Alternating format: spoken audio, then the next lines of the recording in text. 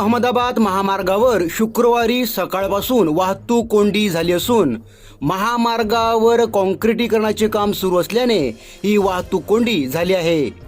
या वाहतूक कोंडीत प्रवास करताना उन्हात वाहन चालक घामाघूम झाले असल्याचे पाहावयास मिळत आहे।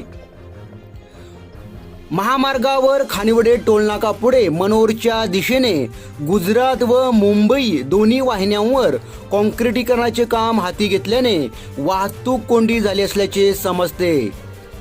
खानिवडे टोलनाका ते वसई फाट्यापर्यंत वाहतूक कोंडी झाली असून वाहतूक कोंडीत कामगार वर्ग विद्यार्थीही अडकून पडले आहेत। कडक ऊन पडत असल्याने वातावरणात मोठी गरमी आहे, त्यामुळे वाहने अडकल्याने वाहन चालक प्रवासी वाहतूक कोंडीच्या त्रासाबरोबर गरमीनेही हैराण झाले आहेत। महामार्गाच्या काँक्रिटीकरण करण्याच्या कामाचे योग्य नियोजन होत नसल्याने वाहतूक कोंडी होत आहे। कंत्राटदार काम लवकर पूर्ण करण्यासाठी कधीही काम करीत असल्याने वाहतूक कोंडीत नागरिकांना मोठा त्रास सहन करावा लागत आहे। ऐन नवरात्री उत्सवात प्रवाशांना अशा वाहतूक कोंडीचा सामना करून महामार्गावरून असा प्रवास करावा लागत आहे। त्यामुळे प्रवासी व वाहन चालक आक्रमक झाले आहेत।